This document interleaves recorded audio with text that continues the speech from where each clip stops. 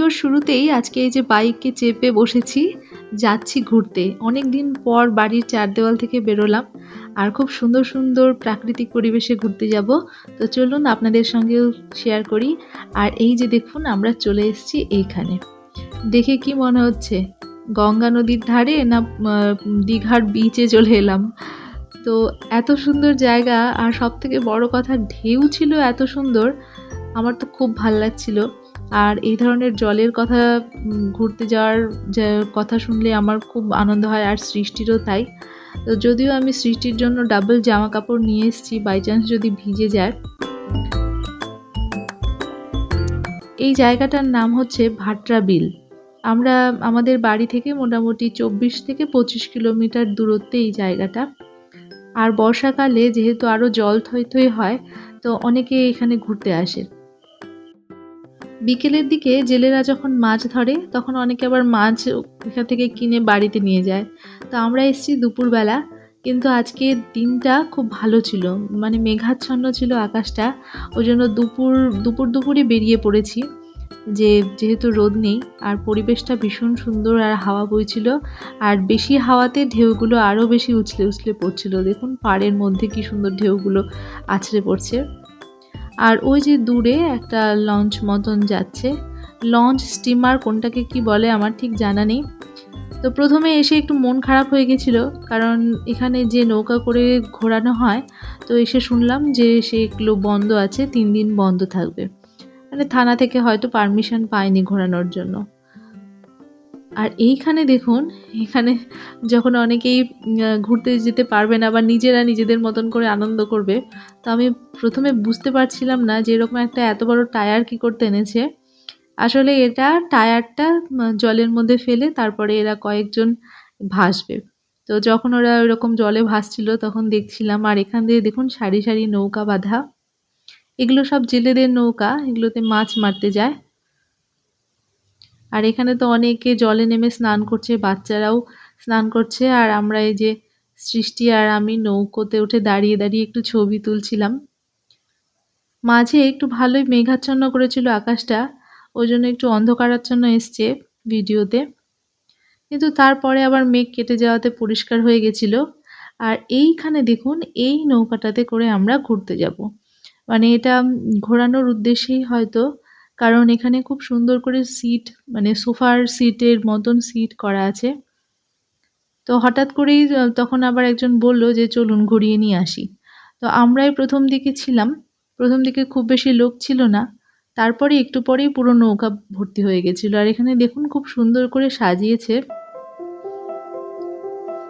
আর এখানে এই যে বসার সিটগুলো, বেশ 2 দিক দিয়ে অনেকগুলো আরামদায়ক সিট রাখা আছে। আমি ভেবেছিলাম যে এমনি নর্মাল নৌকাগুলোতে চড়লেই বুঝি বেশি আনন্দ হতো, মানে ওগুলোতে একটু রিস্কি, এদিক ওইদিক মানে হেলে দোলে। আর এগুলো তো মেশিন চালিত, তো এগুলোতে অতটা রিস্ক নেই। আর একটু রিস্ক হলে ভালোই লাগে, যদিও আমি সাঁতার জানি না, রিস্ক হলে আমি ডুবে মরে যাব। তো এখানে যে অনেকজন ছিল বৈঠা নিয়ে এখানে নৌকাটা পার করে দিচ্ছে। আর সামনের দিকে ওই যে মেশিন রাখা আছে, আর ওখানেও আরেকজন চালিয়ে নিয়ে যাচ্ছে। তো আমরা ঢেউয়ের সৌন্দর্য দেখার জন্য একদম প্রথম দিকে ধারে বসেছিলাম। আর সৃষ্টি তো আরও ধারে বসতে চাইছিল, তো ওর বাবা বারবার টেনে রাখছিল, ধরে রাখছিল। নৌকাটা এই যে এখানে ছাড়লো, আর লোকজনে কিন্তু একদম ভরে গেছিলো। আমরা যখন উঠে বসলাম, তো তার পরপরই সমস্ত লোকজন এসে বসে পড়েছে। আর আমার তো ভীষণই ভালো লাগছিল। ওই যে দেখুন আমি উপর দিয়ে দেখাচ্ছি যে কি সুন্দর গঙ্গা নদীর মতন মনে হচ্ছে, এত সুন্দর ঢেউ। 25 কিলোমিটার দূরত্ব কিন্তু খুব বেশি দূরত্ব না, কিন্তু আমাদের কখনো আসাই হয়নি এই সমস্ত জায়গায়। আরও কিছু কিছু ভিজিটিং স্পট আছে, খুব সুন্দর সুন্দর জায়গা আছে এই মালদা ডিস্ট্রিক্টের মধ্যেই, এবং বাড়ি থেকে খুব কাছাকাছি, কিন্তু তবুও কেন যে আসা হয় না। আর এই যে এখানে দেখুন সামনে এখানে বসেছি, তো ভিউটা খুব ভালো লাগছিল আর এত সুন্দর হাওয়া বইছিল। সৃষ্টিও যেমনটা খুশি ছিল, আমিও খুব খুশি ছিলাম, কারণ আমার বরাবরই নৌকায় চাপার খুব ইচ্ছে আর নদীতে ওঠার খুব ইচ্ছে, যদিও আমি সাঁতার জানি না। ছোটোবেলায় যখন মামার বাড়িতে পুকুর ছিল, তো পুকুরে স্নান করতে যেতাম, তখন আমি মগ নিয়ে বা একটা বাটি ঘুঁটি নিয়ে চলে যেতাম মাথায় জল ঢালার জন্য। জলে ডুবও দিতে পারি না। আসলে ছোটবেলা থেকে সাঁতারটা না শিখলে পরে আর হয়ে ওঠে না। আর এখানে দেখুন কি ভালোই না লাগছে। আজকের ভিডিওটা শুধুমাত্র যে প্রতিদিন যেরকম করি বা খুব ভিউ পাওয়ার উদ্দেশ্যে ভিডিও করছি সেরকম না। আজকের ভিডিওটা আমার ভালোবাসার একটা জায়গায় নিয়ে আপনাদের সঙ্গে শেয়ার করছি। আমার যেহেতু খুব পছন্দের একটা জায়গা, ওই জন্যই আপনাদের সঙ্গে শেয়ার করার আনন্দটা ফিল করতে পারছি। ভাটরা বিল ঘুরে আমরা এসেছিলাম এই যে এখানে। এটা হচ্ছে গোলঘর। গোলঘর জায়গাটার নাম, এই মসজিদ মতন যে জায়গাটা আছে এটা গোলঘর, কিন্তু এটা মসজিদ না, এটা হচ্ছে কবরস্থান, সমাধিস্থান। এখানে 3টে সমাধি আছে। চলুন আপনাদের একটু ভেতরে ঢুকে দেখিয়ে দিই। এখানে যেটা জানতে পেরেছি আমি, সেটা হচ্ছে রাজা গণেশের ছেলে জালালউদ্দিন, গণেশ আর জালালউদ্দিন দুজন তো হিন্দু মুসলিম আলাদা নাম, হয়তোবা এই গণেশ রাজার ছেলে মুসলিম ধর্ম গ্রহণ করেছিল। বাম দিকে যে উঁচু স্থানটা সেটা হচ্ছে রাজা জালালউদ্দিনের, আর তার পাশে আছে স্ত্রী আর পুত্রের কবরস্থান। আর দেখুন আগেকার দিনের সেই ইটগুলো কেমন সরু সরু লাল লাল ইট ছিল, আর এই সমস্ত জায়গা দিয়ে অনেক কারুকার্য আছে। তো এই জায়গাটা হচ্ছে আদিনা। এটা মালদা থেকে শিলিগুড়ি বা বালুরঘাট লাইনে যেতে আদিনা বলে যে জায়গাটা পড়ে সেখানে। আর এখানে আছে আদিনা ইকো পার্ক। তো আমরা আদিনা মসজিদ ঘুরে ইকো পার্কে এসেছিলাম, যদিও মসজিদের ভেতরের খুব সুন্দর পরিবেশ রয়েছে, সেখানে দেখাতে পারিনি আপনাদের, কারণ এখন ইদানিং দেখলাম যে মোবাইল নিয়ে ঢুকতে নিষেধ করছে, কিন্তু আগে আমরা বহুবার এসেছি, মোবাইল নিয়েই ঘুরেছি। তো ইকো পার্কে এলাম। ইকো পার্কে এসে এই যে সৃষ্টি একটু খেলাধুলো করছে, আনন্দ করছে। এই জায়গাটা আমাদের বাড়ি থেকে 10 মিনিট হায়েস্ট লাগে, 10 থেকে 15 মিনিট বাইকে করে আসতে লাগে, কিন্তু বিশ্বাস করুন এটুকু সময় আসার মতন আমাদের পরিস্থিতি হয়ে ওঠে না, নাহলে কিন্তু মাঝে মাঝে আসাই যায়। আমরা যখন বেরিয়েছিলাম তখন আকাশটা বেশ মেঘাচ্ছন্ন ছিল, কিন্তু ইকো পার্কে যখন আবার এলাম তখন আবার একটু রোদ উঠেছে। এখন 2:30 থেকে 3টে মতন, 2:45 মতন বাজে। তো এই সময়টা আবার একটু রোদ উঠেছিল, ওই জন্য আর রোদে ঘোরাফেরা করতেও ইচ্ছে হলো না, আর বেঞ্চগুলোতেও বসতে ইচ্ছে হলো না। এখানে একটা গাছের ছায়ার নিচে এই যে অনেকগুলো লগ ছিল, পাতা ছিল, তো এখানেই একটু বসেছিলাম। আসলে প্রাকৃতিক পরিবেশ আর কিছু আছে প্রাকৃতিকভাবে দেখানো, যেমন ইকো পার্কটা কৃত্রিমভাবে তৈরি করা কিন্তু প্রাকৃতিক পরিবেশের রিলেটেড। যেমন এই যে ধরুন গাছগুলো, এগুলো তো প্রাকৃতিক গাছ, পুরনো গাছ, কিন্তু এগুলোকে রক্ষণাবেক্ষণ করছে, তো এটা একদিক থেকে ভালো।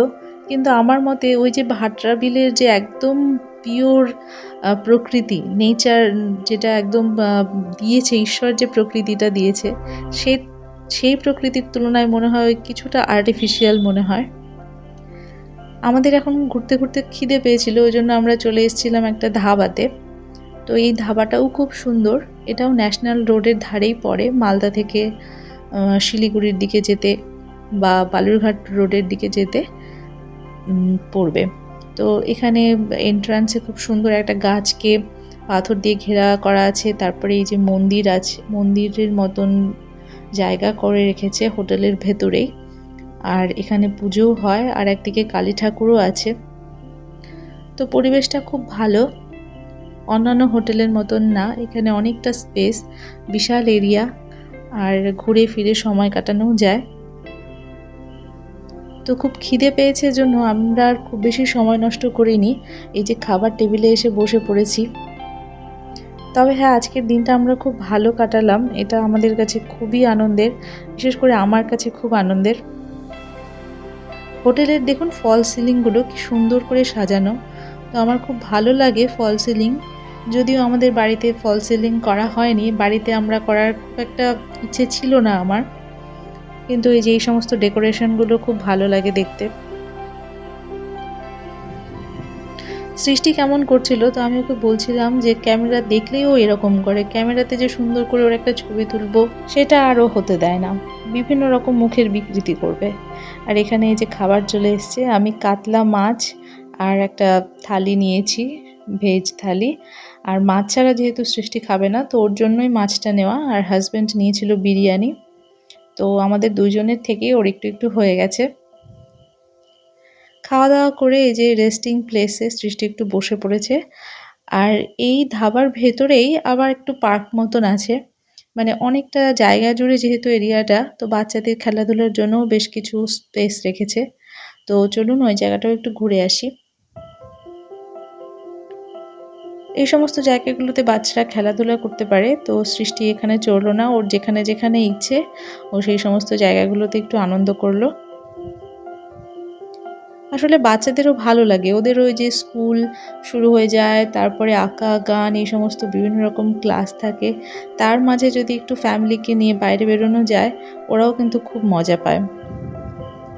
আমাদের ভিডিও করে দিয়েছিল সৃষ্টি, ও ওখানে দাঁড়িয়ে দাঁড়িয়ে একটু ভিডিও করলো, ওই জন্য হাতটা একটু কাঁপছিল।